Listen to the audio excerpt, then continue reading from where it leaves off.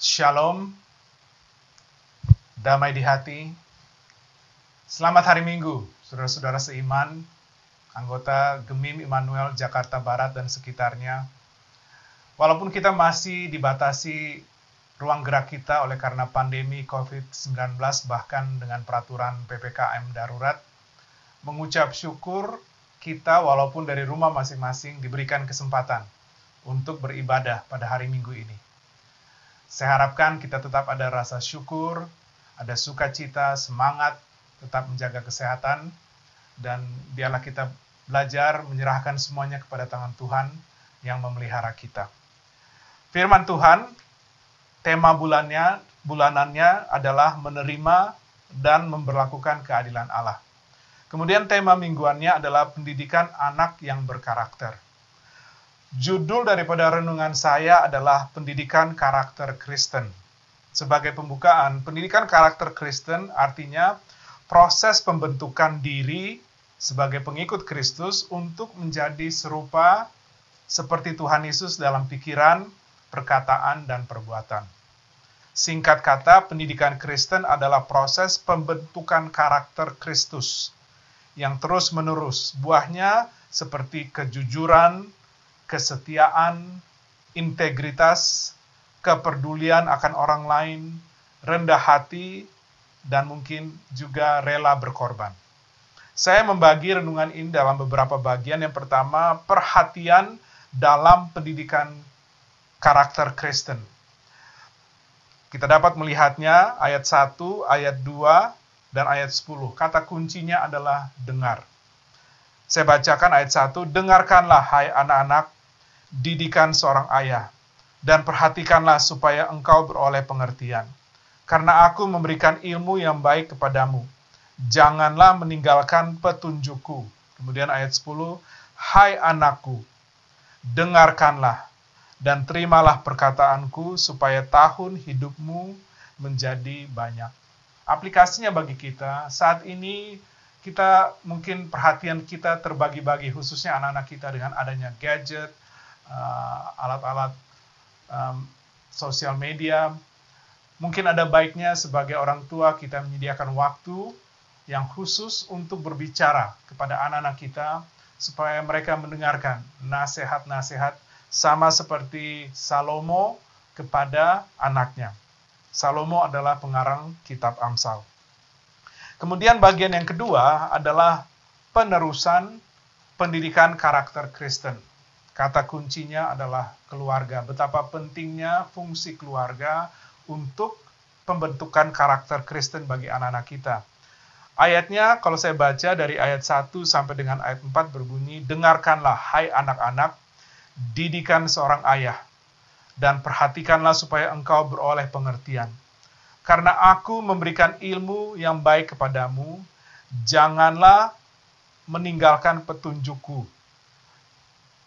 Salomo sedang menasihati anak-anaknya. Kemudian Salomo menulis lagi di ayat 3, karena ketika aku masih tinggal di rumah ayahku, yaitu Daud, sebagai anak lemah, dan sebagai anak tunggal bagi ibuku, yaitu Batsheba, aku diajari ayahku, katanya kepadaku, biarlah hatimu memegang perkataanku, berpeganglah pada petunjuk-petunjukku, maka engkau akan hidup. Dua catatan. Pentingnya keluarga dalam pembentukan karakter Kristen. Rekan-rekan sekalian, karakter anak-anak kita tidak dibentuk di sekolah, walaupun penting. Tidak dibentuk di sekolah minggu, walaupun ada pentingnya. Tetapi karakter anak-anak kita lebih terbentuk dari keluarga masing-masing. Jadi sebagai orang tua yang percaya kepada Tuhan Yesus, mari kita belajar juga meneruskan pengajaran-pengajaran baik kepada generasi selanjutnya maupun generasi berikutnya. Kita lihat dari pembacaan ini pentingnya keluarga dari Daud, Salomo, dan kepada anak-anaknya. Dan catatan yang kedua adalah pentingnya juga seorang ayah terlibat dalam pembentukan karakter.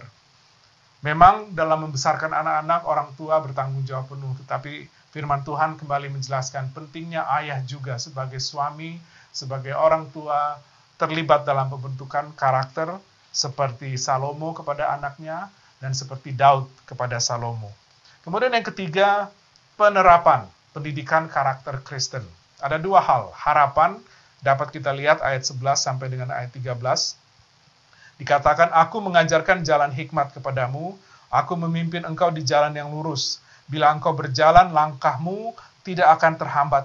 Bila engkau berlari, engkau tidak akan tersandung. Berpeganglah pada didikan, janganlah melepaskannya, peliharalah karena dialah hidupmu. Jadi sebagai harapan, Salomo mengingatkan anak-anaknya, berpeganglah, janganlah melepaskan, dan peliharalah dia. Sebagai catatan juga, buku Amsal bukan buku janji. Buku Amsal adalah buku yang mengajarkan tentang prinsip-prinsip hidup, bagaimana hidup yang diberkati. Bila kita melakukan apa yang diajarkan oleh kitab Amsal, maka hidup kita diberkati. Anak-anak kita pada saatnya akan mengambil keputusan sendiri bagaimana mereka menjalankan hidup mereka.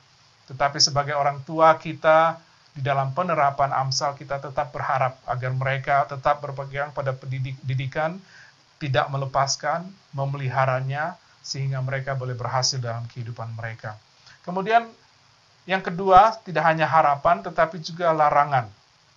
Kita dapat lihat ayat 14 sampai dengan 17, janganlah menempuh jalan orang fasik, dan janganlah mengikuti jalan orang jahat. Jauhilah jalan itu, janganlah melaluinya, menyimpanglah daripadanya, dan jalanlah terus. Karena mereka tidak dapat tidur bila tidak berbuat jahat. Kantuk mereka lenyap bila mereka tidak membuat orang tersandung. Karena mereka makan roti kefasikan dan minum anggur kelaliman. Ini menjadi pelajaran juga. Penerapan daripada pendidikan karakter Kristen tidak hanya ada harapan, tetapi juga kita memberikan larangan-larangan untuk mereka boleh berhati-hati. Dan bagian yang terakhir dari renungan ini adalah prioritas pendidikan karakter Kristen. Dan kata kuncinya adalah hikmat. Ayat 5 sampai dengan 9 dikatakan begini, perolehlah hikmat, perolehlah pengertian, jangan lupa, dan jangan menyimpang dari perkataan mulutku. Janganlah meninggalkan hikmat itu, maka engkau akan dipeliharanya.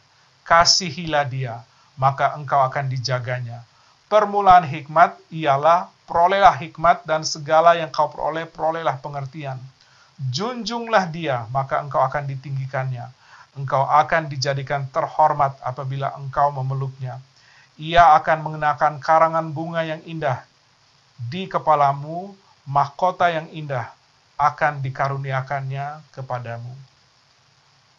Hal penting yang Salomo ingin ajarkan kepada anak-anaknya dan juga bagi kita kepada anak-anak kita, tidak hanya kita mengharapkan mereka pintar, tetapi terlebih kiranya mereka mempunyai hikmat.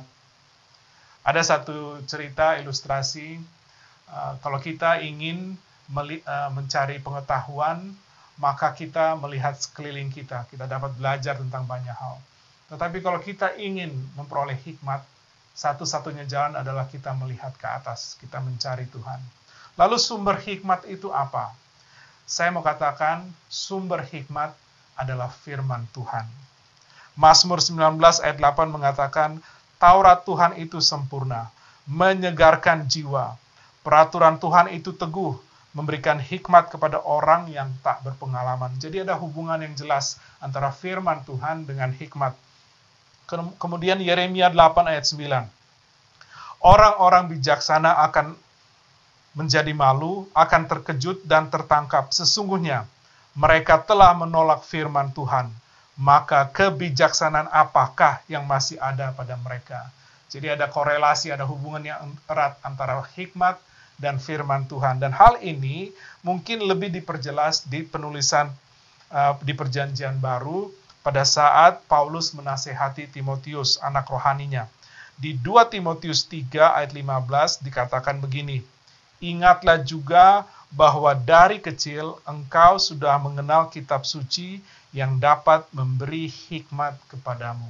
Kalau kita pelajari iman Timotius adalah buah dari iman ibunya dan juga iman neneknya. Ada 3 generasi, pentingnya lagi keluarga. Lalu kalau kita baca seterusnya secara lengkap, fungsi daripada hikmat dari firman Tuhan, 2 Timotius 3, 15, 17, ingatlah juga bahwa dari kecil engkau sudah mengenal kitab suci, yang dapat memberi hikmat kepadamu dan menuntun engkau kepada keselamatan oleh iman kepada Kristus Yesus. Jadi hikmat membawa kita mengenal Tuhan Yesus dan menerima keselamatan. Tetapi tidak hanya itu, firman Tuhan, ayat 16 dikatakan, segala tulisan yang diilhamkan Allah memang bermanfaat untuk mengajar, untuk menyatakan kesalahan, untuk memperbaiki kelakuan, dan untuk mendidik orang dalam kebenaran. Dengan demikian, tiap-tiap manusia kepunyaan Allah diperlengkapi untuk suatu perbuatan baik. Bukankah ini tema kita, pembentukan karakter Kristen? Sehingga baik cerita-cerita, pelajaran-pelajaran dari perjanjian lama maupun perjanjian baru dapat membentuk karakter anak-anak kita dan juga membentuk karakter kita untuk lebih menyerupai Tuhan Yesus dalam pikiran, perkataan, dan perbuatan. Sebagai penutup daripada renungan ini, mari kita sediakan waktu untuk supaya anak-anak kita generasi berikutnya memberikan perhatian dalam pendidikan karakter Kristen. Kemudian pentingnya keluarga, penerusan pendidikan karakter Kristen. Tidak hanya kita mengajar anak kita, kiranya anak kita melanjutkan pengajaran itu kepada anak-anak mereka dan seterusnya.